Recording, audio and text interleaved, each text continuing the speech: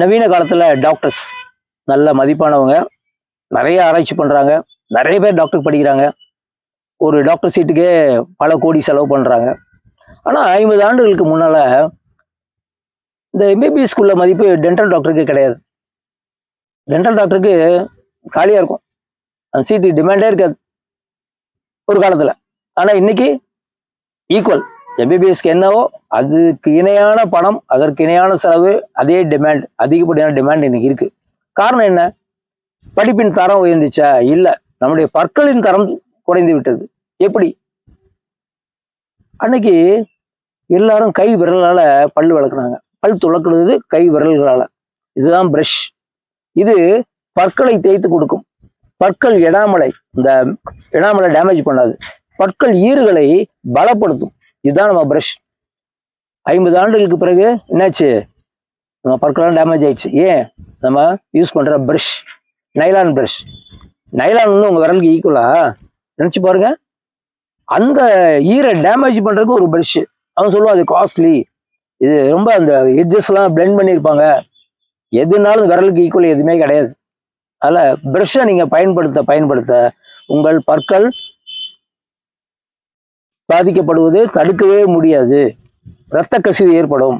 ஒவ்வொரு நாளும் குத்தி குத்தி கிளறீங்க, பல்ல ஆரோக்கியமா வச்சுக்கல. சரி, ஒரு காலத்துல எப்படி பல் விளக்குனாங்க?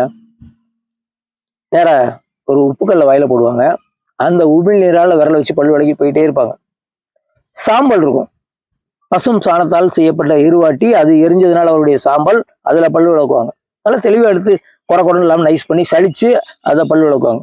உமியை கருக்கி அதை சலிச்சு அதால பல்லு விளக்குவாங்க. இன்னைக்கு அட்வர்டைஸ்மெண்ட்ல வருது, உங்கள் பற்பசையில் உப்பு இருக்கிறதா? அன்னைக்கு அதான் செஞ்சுக்கிட்டு இருந்தோம். உங்கள் டூத் பேஸ்ட்ல கறி இருக்கிறதா? அன்னைக்கு அதான் செஞ்சுக்கிட்டு இருந்தோம். எல்லாமே செய்யறத தப்பு, இப்படி முட்டாள், ஆதி காலத்து மனிதன், நாகரிக மனிதன் இல்லை அப்படின்னு நம்ம குற்றம் சாட்டி நம்மளை கேவலமாக்கி நாகரிக உலகத்துக்கு உள்ள தள்ளி பற்களை பூரா டேமேஜ் பண்ணிட்டான். இன்னைக்கு எல்லாருக்குமே டென்டல் ஹாஸ்பிட்டல் போய் பாருங்க, அதே கூட்டம்.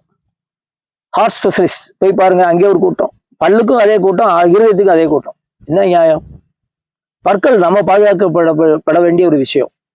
உங்களுக்கு சாதாரண பல்லு விளக்குங்க, ஒரு உப்புக்கல் போதுங்க, வேப்பங்குச்சி போதும், ஒரு தோற்பு கடுக்காப்பொடியில பல்லு விளக்குங்க, மஞ்சப்பொடியில பல்லு விளக்குங்க, வாயை நல்லா கொப்பளிங்க, இளம் சுடுதண்ணில வாயை கொப்பளிங்க. நீங்க பகல்ல பல்லு விளக்குலாம் கவலையே கிடையாதுங்க, எதுவும் டேமேஜ் ஆகாது. ஆனா ஒவ்வொரு நாள் இரவும் நீங்கள் பல் துளக்காமல் படுக்கைக்கு சென்றால் பல கோடி கிருமிகள் வாயில் உற்பத்தியாகி உங்களுடைய சைனஸை டேமேஜ் பண்ணி, த்ரோட்டை டேமேஜ் பண்ணி, லங்ஸ் வரைக்கும் போய் டேமேஜ் பண்ணும். லங்ஸ் டேமேஜ் ஆனால் அது ஹார்ட்டை பாதிக்கும். இன்னைக்கும் ஹாஸ்பிட்டலில் ஹார்ட் சர்ஜரி பண்ணணும்னா டென்டல் டாக்டர் ஒப்பீனியன் கேட்காம ஹார்ட் சர்ஜரி பண்ண மாட்டாங்க. கேட்டு பாருங்க. அப்ப என்ன அர்த்தம்? உங்க பல்லுக்கும் இருதயத்துக்கும் தொடர்பு உண்டு.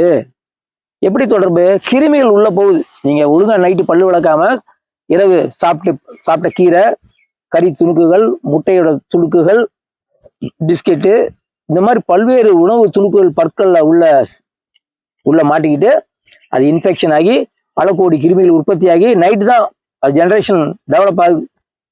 ஸோ ஒவ்வொரு நாளும் நீங்க வந்து பல்ல துளைக்கிட்டு நல்லா வெந்நீரில் குப்பிடிச்சிட்டு படுங்க.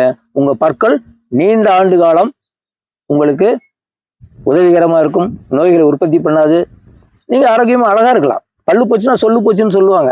ஆனா இந்த பல்லு போறதுக்கு யார் காரணம்? நீங்க தான். பர்பஸே பயன்படுத்தாதீங்க. ஆரோக்கியமான பொருள் உங்க வீட்டுல இருக்கு. மஞ்சளுக்கு மிஞ்சி என்ன விஷயம் இருக்கு? உப்புக்கு மிஞ்சி என்ன இருக்கு? ஊறுகாய் பட்டா உப்பு போட்டு ஏன் ஊற வைக்கிறாங்க? அது கிருமிகள் உயிர் வாழாது. அப்போ உப்பு தண்ணில வாய் கொப்பளிச்சா உயிர் வாழுமா கிருமிகள்? அப்போ ஒவ்வொரு நாள் நீங்க எது செய்யலைனாலும் உப்பு தண்ணியில வாயை கொப்பளிங்க, மஞ்சள் போட்டு வாய் கொப்பளிங்க, கடுக்கா போட்டு பல்லு வளர்க்குங்க. போதும், உங்க பற்கள் நீண்ட ஆண்டு காலம் வரும். பிரஷே தேவையில்லைங்க. எல்லாரும் சாப்பிட்டோன்னா வாயை தொடச்சிட்டு போறாங்க. ஒரு 10 தடவையாவது நீங்க வந்து வாயை கொப்பளிக்கணும். ஒரு கேப் போட்டு திருப்பி கொப்பளிச்சா திருப்பி உணவு துணுக்கள்லாம் வெளியே வந்துடும். போதும், பிரஷ் வேணாம், பேஸ்ட் வேணாம். பல்வலி வந்தாதானே உங்களுக்கு இந்த பேஸ்ட் வேணும், நரம்புகளை பலப்படுத்திக்கூட ஒரு பேஸ்ட் வேணும், ஈரல் ரத்த கசிவை தடுக்கிறதுக்கு ஒரு பேஸ்ட் வேணும். எதுவுமே தேவையில்லை.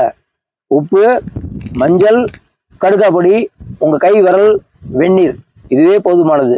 இதன் மூலமா உங்க பற்களை பல ஆண்டு காலம் பாதுகாத்து பல்லாண்டு நீடூடி சிறப்பாக வாழலாம்.